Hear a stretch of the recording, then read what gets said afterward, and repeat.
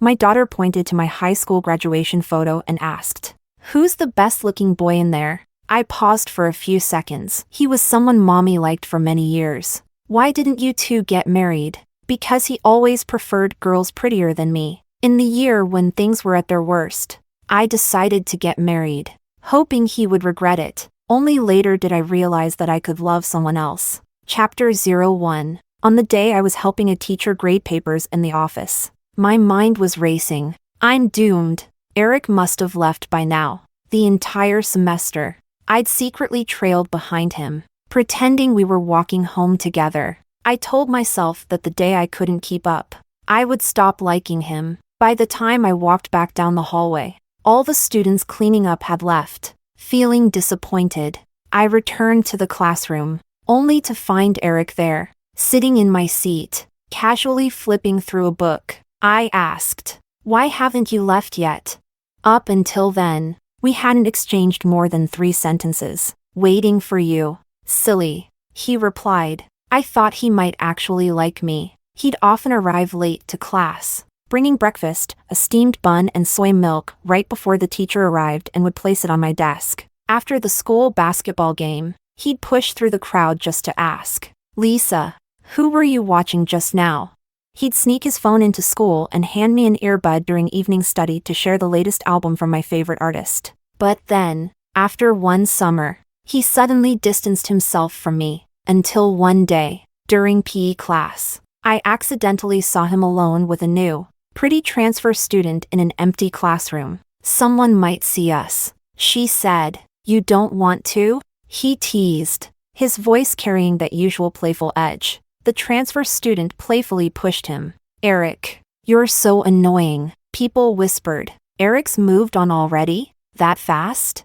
Just look at her, she's gorgeous. While Lisa's so ugly and ordinary. All guys like pretty girls." When it was time to fill out our college applications, Eric got early admission to the top university in the north, while I chose a teacher's college in the far south, as far from him as possible. After graduation, we went our separate ways. I didn't even add him on WeChat. On the hottest day of my sophomore year, after finishing class, I was holed up in my dorm watching a show. My roommate, who'd just come back from a date, burst in, exclaiming, "Oh my gosh, did you see him? There's a super hot guy standing downstairs, and no one knows who he's waiting for."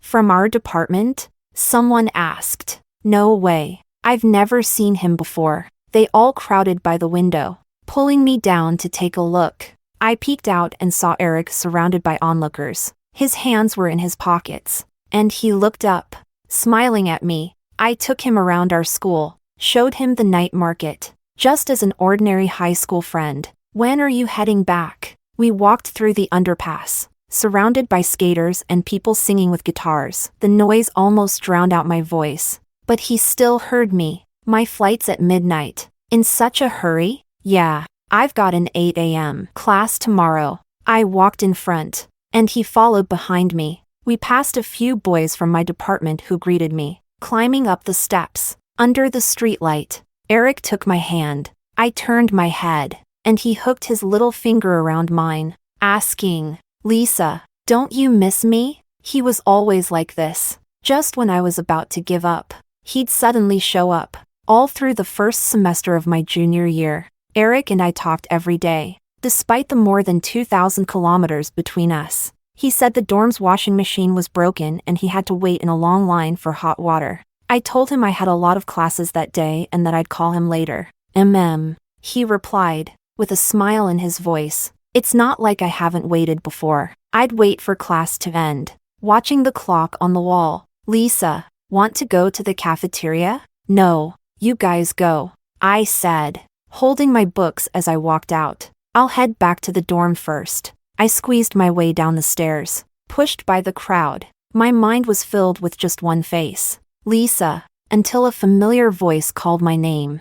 There, in front of the crowded teaching building 3, stood the one I couldn't stop thinking about, the one who said he'd wait for my call, Eric. This year, the money he spent on plane tickets to see me could have covered my tuition for 4 years. Everyone thought I had a rich, extravagant, and incredibly clingy handsome boyfriend.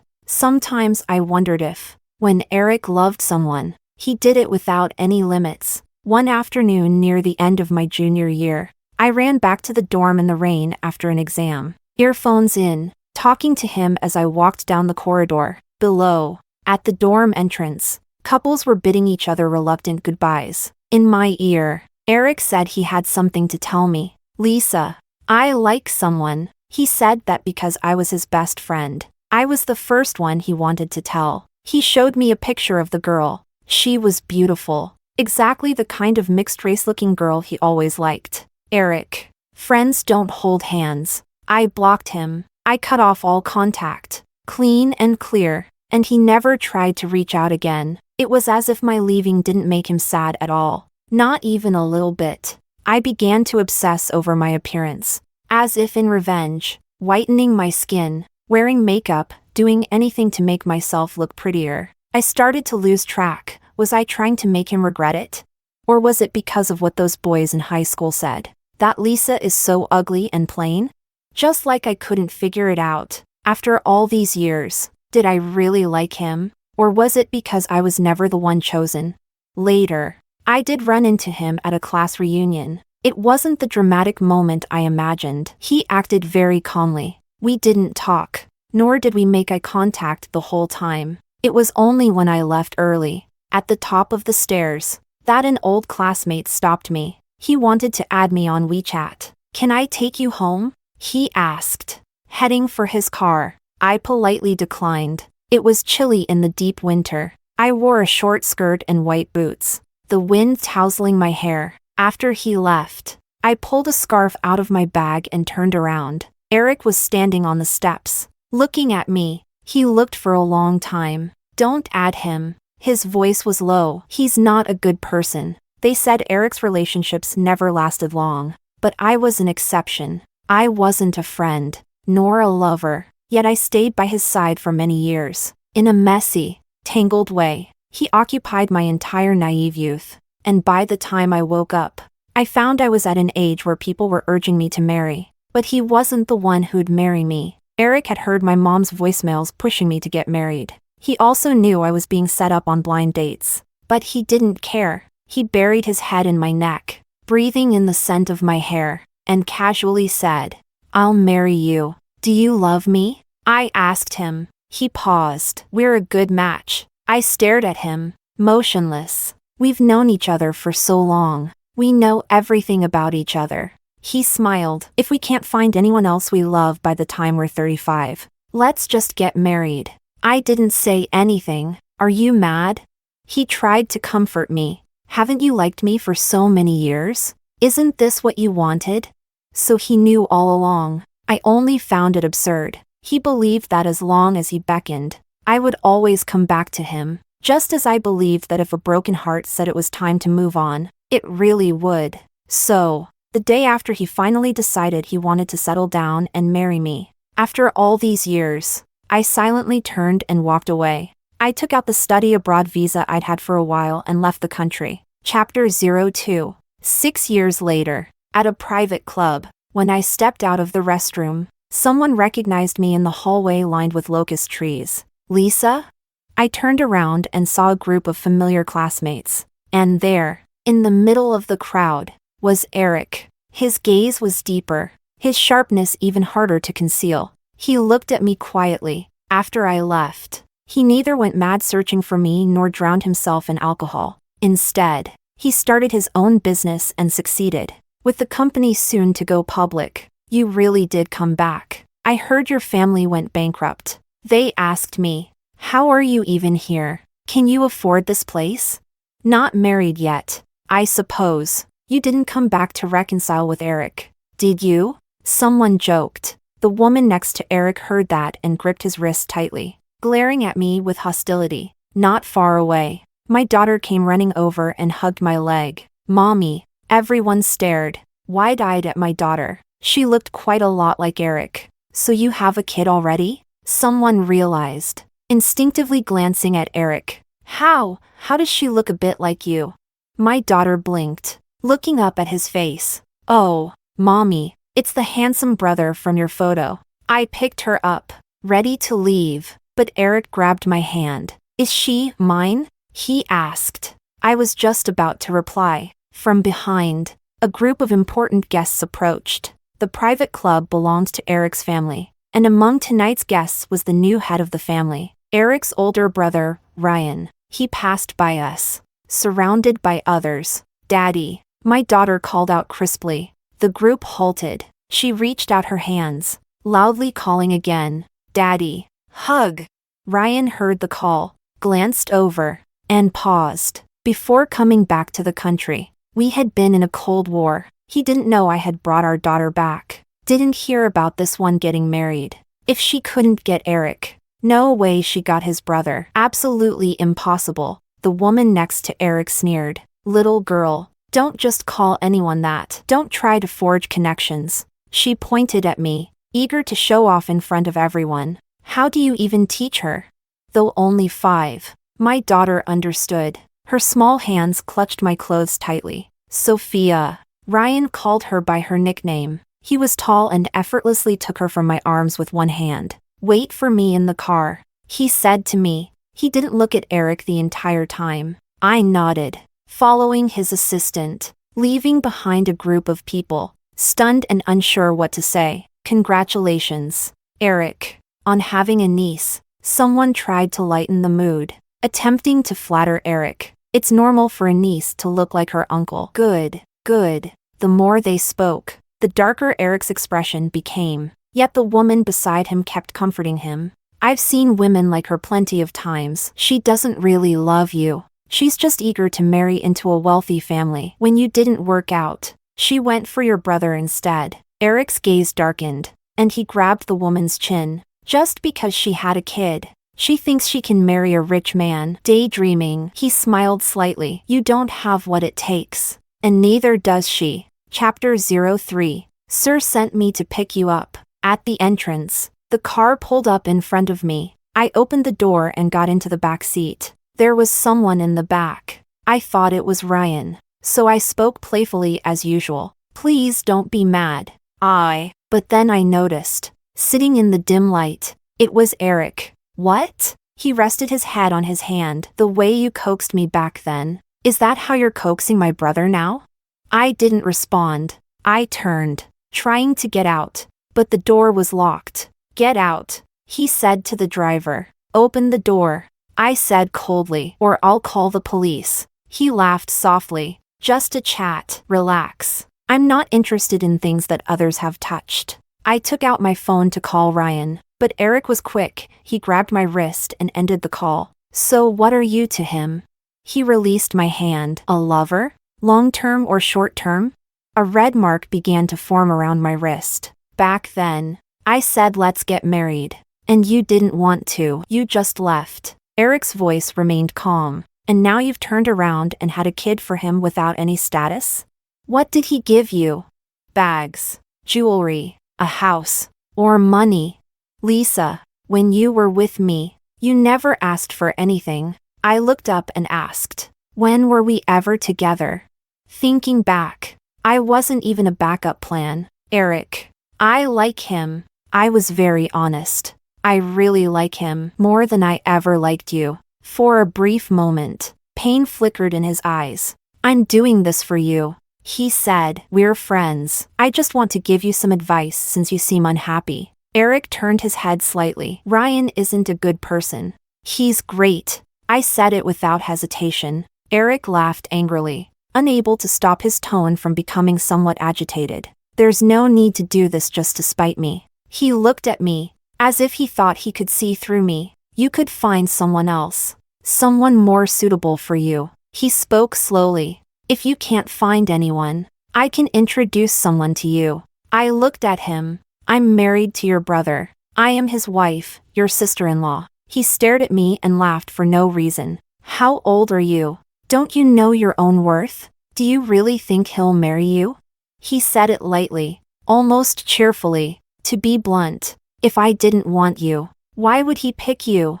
I slapped him across the face, leaving him stunned. He raised a hand to wipe the corner of his mouth, then smiled even more broadly. Consider it a debt I owed you. He said, now we're even. The car unlocked. Without a second of hesitation, I turned and got out. Lisa. He lowered the window and leaned out. The wind blew through his short hair. He still looked like the careless boy from our teenage years, spoiled by the girls who chased him. You can fool others, but don't fool yourself too. It's not worth it. You're not young anymore. Time to face reality. Chapter 04. Reality. I had no money, an ordinary appearance, and wasn't young. I had no advantage in the marriage market. All of Eric's friends said that being able to cling to him made me incredibly lucky. When I spent all my savings to study abroad, I thought it would be hard to forget him. But actually, when you're desperately broke, all you can think about is making money. During my internship, sometimes, I'd scroll and see someone post a picture of Eric. He had a new girlfriend again. This one lasted for quite a while. Everyone said she had finally tamed him. Having once loved someone with all my heart, it ultimately turned into a joke. After that, I no longer had the energy to love anyone else, and I believed I wouldn't be loved again. But why was it that he got to move on so easily? Why was I the only one hurt?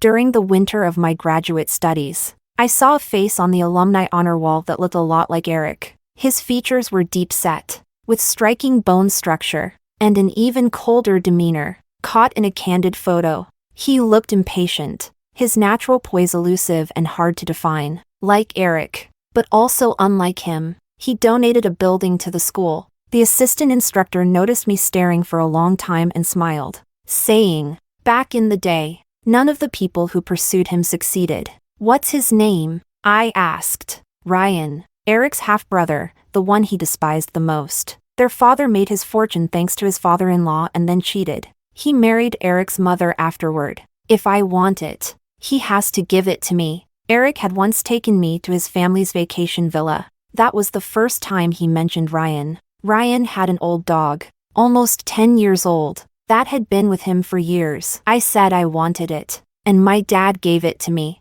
Ryan wouldn't let go, so my dad beat him. He pointed to a dent on the door frame. He got beat so badly his head hit it. His face was covered in blood, but he still held on to that dog and wouldn't let go. "What happened next?" I asked him. "Of course, it ended up with me, but I didn't really care for it much," he said, bored. When Ryan came back after a week in the hospital, he found out I had given the dog away. I looked sympathetic, feeling sorry for him. "He's not someone you should mess with." Eric turned my face toward him, not letting me think any further. He always hated it when I gave any extra attention to other men, especially if it involved Ryan. So, in the beginning, I intentionally approached Ryan. That day at the alumni gathering was at the end of the rainy season. My high heel broke, and I was standing in a gown, with nowhere to hide from the rain. His luxury car happened to pass by. He asked the driver to give me an umbrella,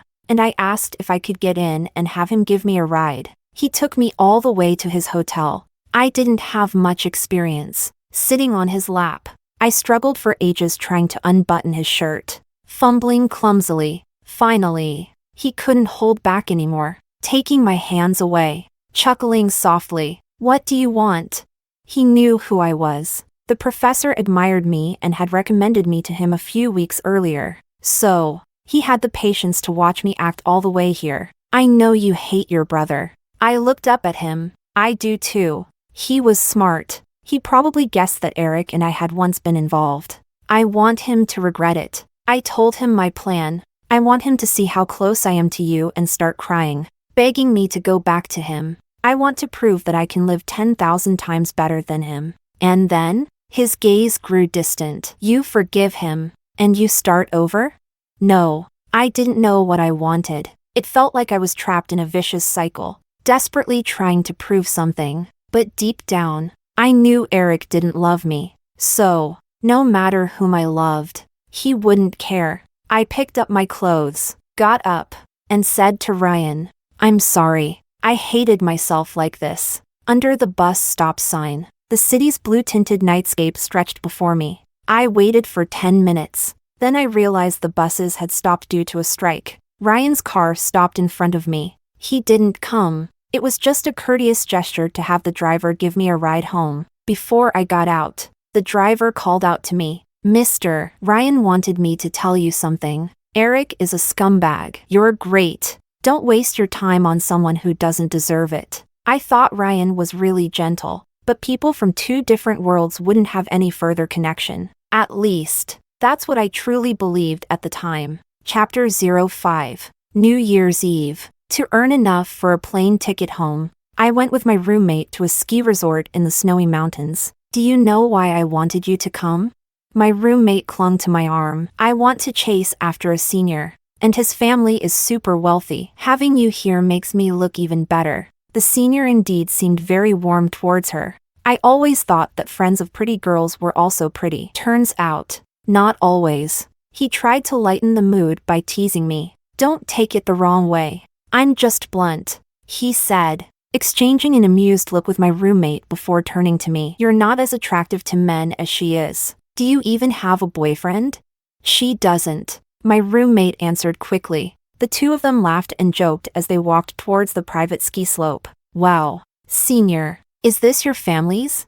The sky was a soft pink and blue, with a gentle moon hanging just above. In the endless white snow, I saw Ryan's car. My dad manages this place for the owner. He pointed towards the car in the distance. See that? Do you know who that is? My roommate shook her head. The senior whispered a name in her ear, and she covered her mouth in astonishment. Can we go say hi?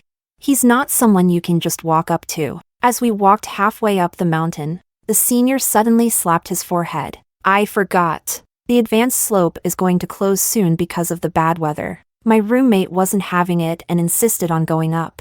I came here just to take pictures for my social media. We can't leave empty-handed. All right, let's go up for a quick look. He took her up, and since I didn't want to go, they left their gear with me, asking me to wait until they came back down. I waited for almost an hour, carrying their things. I thought about heading down first, but halfway down, I encountered an avalanche. I later found out that when they got to the advanced slope and saw the weather was turning, they took the cable car down, forgetting about me entirely. When the heavy snow covered everything, my vision went white. I thought I was going to die. I never imagined I'd die alone abroad like this. I thought of my dad. When I was little, he used to take me skiing, but he'd been gone for so many years now. Then I thought of my mom. After she remarried, she had her own son, and she was afraid her husband and son wouldn't be happy, so she told me not to come to her house next time.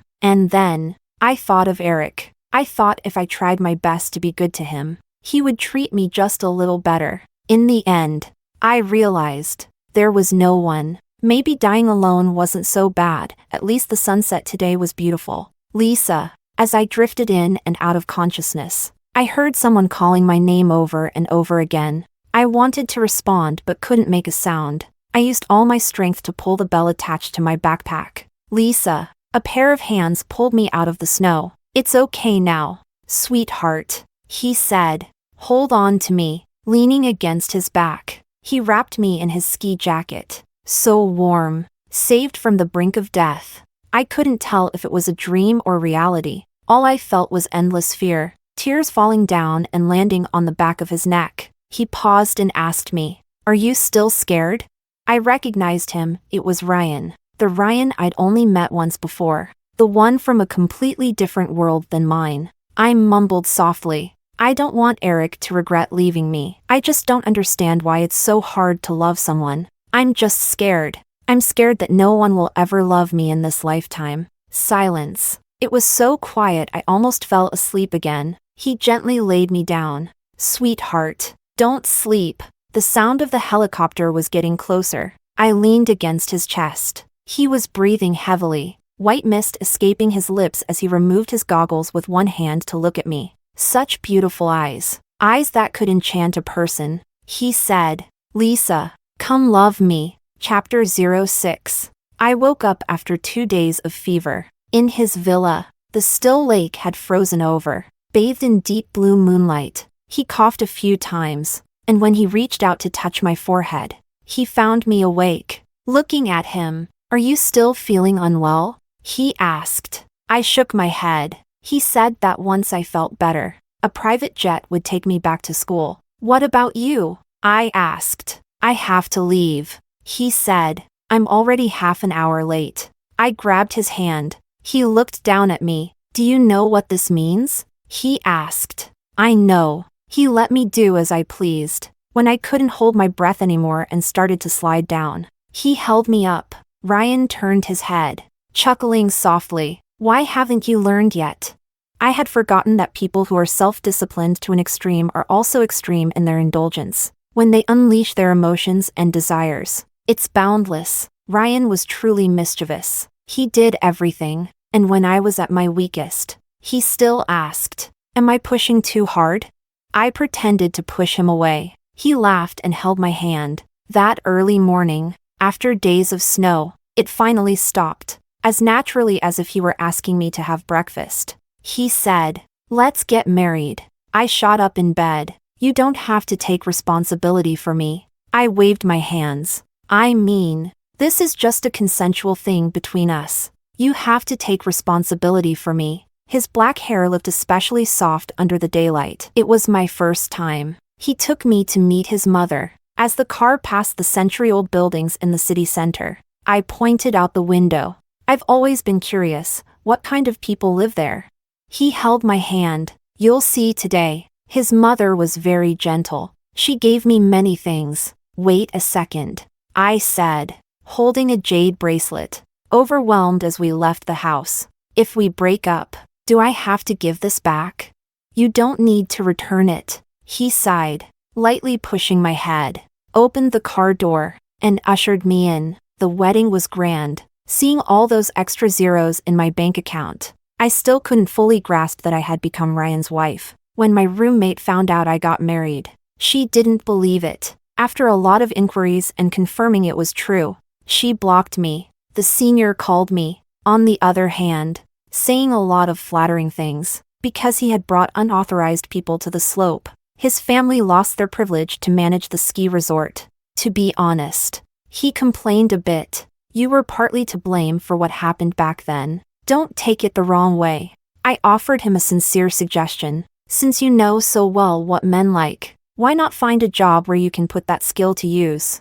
He was speechless for a while before hanging up the phone. I found out I was pregnant in the 3rd month of our marriage. I was busy with graduation, busy with my internship. Before leaving work, I didn't forget to make one more trip to the bathroom. I was bleeding. Without thinking much, I rode my bike to the hospital myself. After they drew over 10 vials of blood, I felt dizzy. The doctor said I needed to be admitted to preserve the pregnancy. "Do you have any family here?" Only then did I remember I had Ryan. He rushed over from the West Coast on a red-eye flight, still carrying his overcoat. I smiled foolishly and waved at him. "What's with the smile?" His voice was gentle, but his expression showed some anger. "Seeing you makes me happy," I said. Just that one sentence, and his anger vanished. Ryan sighed, squatting down in front of me, resting his head on my knee, catching his breath. He said, "Rely on me a bit too, will you?" I patted his hair, short and bristly, soft, carrying the dampness of early spring. Chapter 07. In the 5th year after giving birth to Sophia, at a banquet, Ryan stood by the 2nd floor railing, looking down at the infinity pool below. By the pool, people were gossiping about things back in the country. There was a woman who liked Eric for almost 10 years, hopelessly devoted. After all that entanglement, she just left without asking for anything. Ryan paused, hand frozen as he poured his whiskey. Someone asked, "And Eric didn't react?" The person speaking smiled. "He threw out all her stuff the next day." Such heartlessness? That's what everyone says. But guess what? The person raised an eyebrow and continued. "He went and picked everything back up in the middle of the night, found a special room to keep it all, and he's still living in the same apartment she rented before going abroad." No one responded after that. "Do you believe it?" the person said. "If she comes back, Eric will fall for her instantly." Downstairs, the conversation moved on to another topic. Sophia hugged her toy and came looking for Ryan. "Daddy." He paused, turned around to pick her up, and saw me. That night, Ryan asked me, "If I wasn't his brother, would you have come to me that day at the alumni event?" Saying yes would be a lie. I spoke honestly. But things are different now. Because of the child? He asked. Because you're wonderful, and I gradually fell in love with you. He got up, gently patting my head. So tender. As if he'd never be angry with me. It's okay, he said. You don't need to force yourself to say you love me. That was our first direct emotional conflict. He cared deeply about it. I had no way to explain. Are you going to leave? I leaned against the door and asked him. Having endured silent treatment for so many years, I instinctively feared conflict, afraid that if he got angry, he would never come back. No, he walked past me, locking the door behind him. He lifted my hair. What's that word? Sweetheart? He looked at me, paused. Make hate. Begging was useless. Whatever I couldn't handle, that's what would happen. Unable to take the force, I hit the headboard. He reached out to cushion it, whispering, sorry, did I hurt you? I shook my head, then nodded. Wait. I raised my hand. I want some water. Stay thirsty. He held my ankle, flipping me over. I couldn't say another word, only the shattered echoes, trying to hold back. Still overflowing, a Mediterranean midsummer night. At the break of dawn, stars and the moon plunged into the serene, glistening sea. He turned his head, leaning by the white curtain, smoking a cigarette, several clear scratch marks on his back. I had never seen him smoke before. Usually, he had excellent self-control. Noticing I was awake, he got up and brought me some water. Lisa. I looked up at him. He leaned down, kissing me tenderly, so gently. He said, if you run back to see him, I'll lock you up. We had a cold war for 3 days. He went back home for a meeting. I picked up Sophia. Let's go pick Daddy up and bring him home. Chapter 08. Getting out of Eric's car. I stood at the corner for a moment and called Ryan. 10 minutes later, he came to pick me up. Where's Sophia? I got into the passenger seat. She's asleep. Take her back home. He turned the steering wheel, light streaming across his profile. Where are we going? I looked at him expectantly. Are you secretly taking me to eat something good? He glanced at me, then looked away. No, I'm finding a prime location to lock you up. Ryan still took me to eat what I liked. How are you going to lock me up? After eating, I followed him back to the car. He picked up the folder from the back seat, then took me to the household registration office at the police station. Ryan, very serious, took out a translated and Hague-certified document. My marital status on my record changed from single to married. I blinked at him. This is your lockup? He lifted his eyebrows. It's a society ruled by law now, using the legality of marriage to reduce your chances of bigamy. He tapped my head. To prevent you from having one husband abroad and another at home. I silently opened the car door. He reached over, closing it. So, you still went to see him? No, I wanted to see you. I looked up at him. To pick you up and bring you home. Honey, I said. He was so bad, making me reconcile first even during our Cold War. He asked, what compensation do you want? To outsiders, Ryan was the refined gentleman molded by an elite education. He would never indulge in uncontrollable, rule-breaking addictions, nor would he get caught in a passive situation without a way out. But right now, in the parking lot, in the car, I covered his mouth and nose. He looked down at me. As the feeling of suffocation spread, he remained restrained and calm, breathing from his abdomen, tightly controlled, drawing me in as well, rising and falling. He was on the verge of being unable to breathe, his eyes reddening. Things went too far. He grabbed my wrist, pulling my hand away, with his raw desire released. His gaze had the inherent authority of someone in control, but he had to lower his head. He whispered softly, Sister. I collapsed in his arms, panting. The phone rang, an unknown caller. My hand shook, accidentally answering it. Lisa, in the heated car. Eric's voice was especially clear. I've checked. Ryan is already married abroad. You've been deceived. Eric continued on, undeterred. If you beg me, I can help register your daughter's household. Startled, I coughed violently. He sensed something was off and asked, "What are you doing?" Ryan leaned back in the seat, raised an eyebrow, and helped soothe my breathing, then took the phone, saying only one thing, "She's busy now." Eric recognized it. After half a minute of silence, he hung up. The next day, news spread that Eric was getting married. I heard that the bride was his high school first love. Chapter 09. As I was packing up, getting ready to leave the country and go home, the class monitor called me. "Come to the class reunion. See the teachers," he said. "It might be ages until we meet again. Who knows when?" I agreed. I just didn't expect to run into Eric's first love, Emma, that pretty transfer student. How many carats? They were touching the engagement ring on Emma's hand. Latecomers were also eager to greet her, bypassing me, squeezing into my chair. "You," she called to me. "Mind moving?" Eventually, there were no more seats, so I asked the waiter for an extra chair, but Emma spoke up, telling me to sit next to her. She looked at my bag. "Oh my, this bag is so old. How many years has it been since you changed it?" Someone curious asked. "How much did it cost?"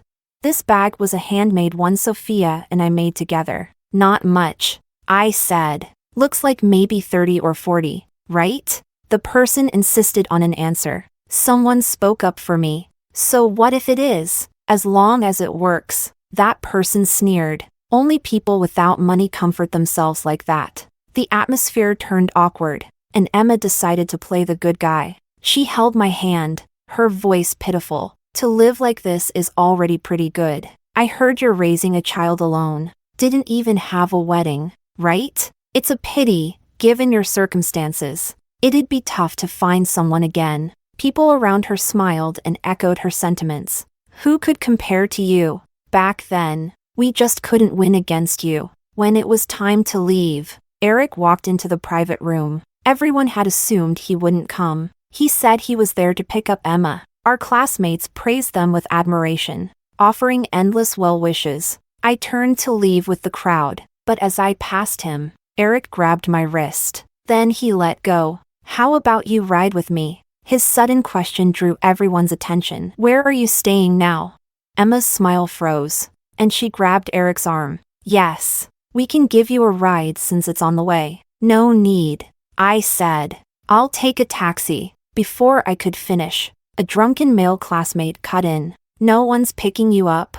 He was the one who once wanted to add me to WeChat. "Heh, thought you were too good for me. Always trying to reach for someone higher." He sneered. "You thought Eric would fall in love with you. Women like you are always so proud, ruining themselves." Just as he spoke, a car stopped at the entrance. Snow scattered in the air. Ryan walked up the steps, holding an umbrella. I recognized him and rushed towards him. "Weren't you supposed to be in a meeting?"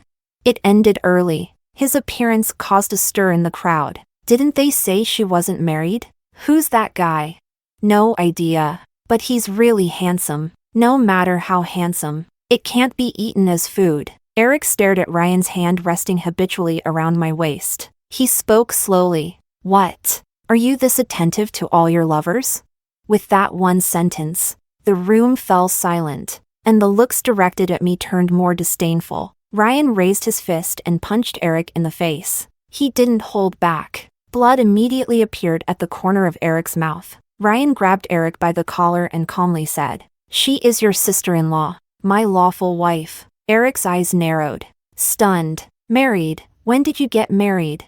5 years ago." Ryan straightened up, wiping the blood from his hand. Hearing that, Eric looked at me. His eyes were filled with shock and heartbreak. "Just 1 year.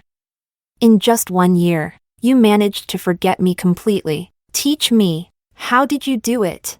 Ryan blocked his view. "In what capacity are you asking these questions? As an ex? Are you?" The crowd at the door grew larger. What happened? Why are they fighting? Someone tried to intervene but was held back. "That's Eric's older brother." Emma's face turned pale. "How could this be? Why her?"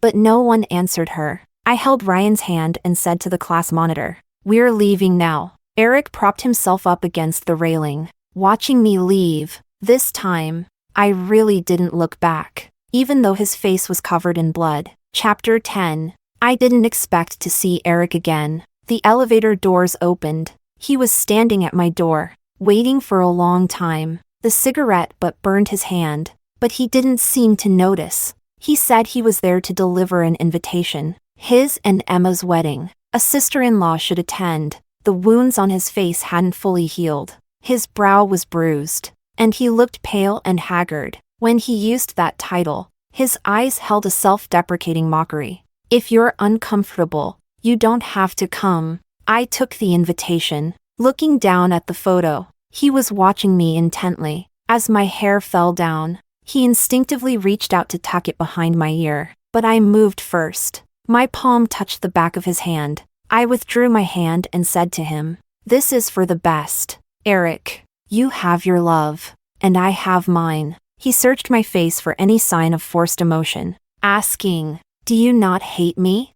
When love reaches the end, you can't tell anymore. I just feel tired. I don't want to see you again. But now, everything is in the past. Eric, I never thought I'd be the one to say these words. We were friends once, and I sincerely wish you the best. His eyes were dry. His smile was tinged with an unavoidable sadness. Thank you. He turned his face away, no longer looking at me. If there's nothing else, I'll head in. Lisa, he asked casually, what do you look like in a wedding dress?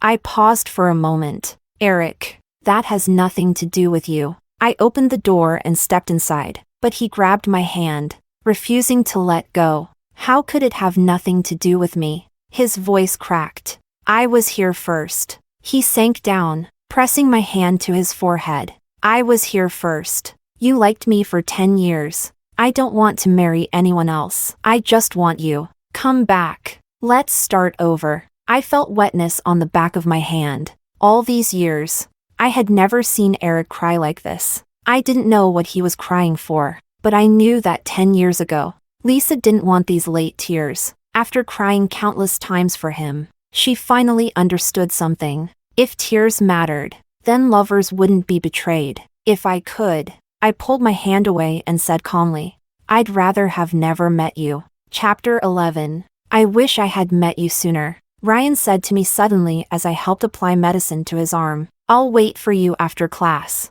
Walk you home, so you won't have to live so hard alone. My hand paused, holding the cotton swab. Then I wrapped my arms and legs around his waist, holding him tight, and all my unease dissipated.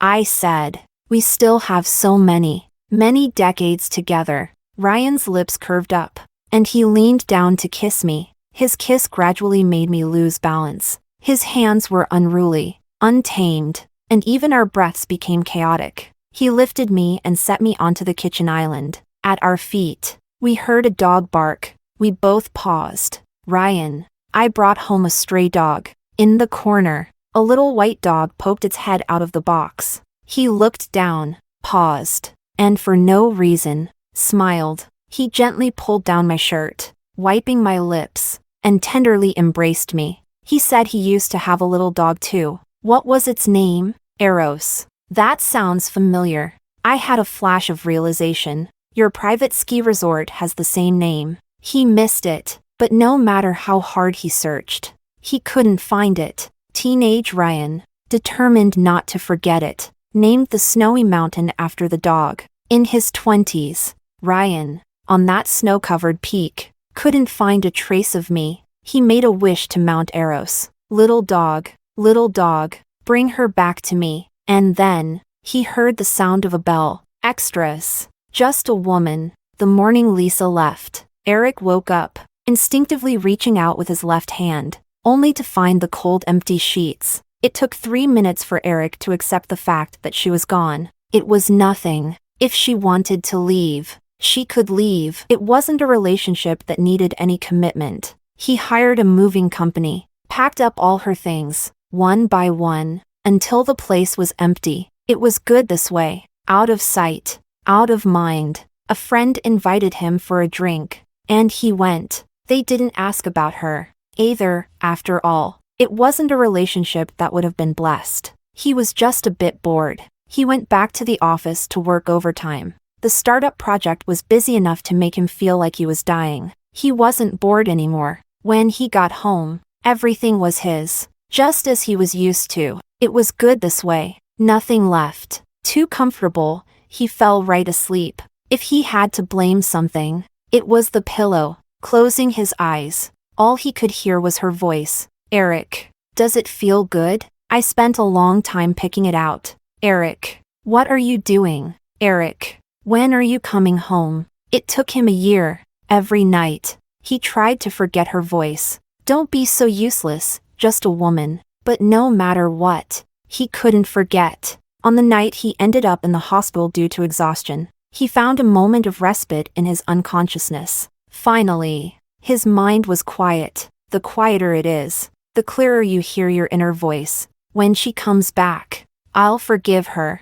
So, please, come back soon. When he woke up, his mind was clear. He canceled his ticket. He didn't want to hear anything more about Lisa. On the last day before discharge, he saw a young couple through the glass. The boy had been hit by an electric scooter. The girl was crying in distress. Her tears kept falling. And at some point, Eric thought of Lisa again. He remembered how she once took care of him day and night like that. She once cried in panic just like that. At the time, Eric thought it was ridiculous and asked her, "What's there to cry about? Aren't I fine?" Lisa sobbed, her eyes confused as she looked up at him and asked, "Who am I to you?" Before that, Lisa had always been well-behaved, always measured, never demanding he commit to their relationship. But that time, she said, "Eric, I'm neither your family nor your wife. If something happens to you, I can't even sign the surgery consent form."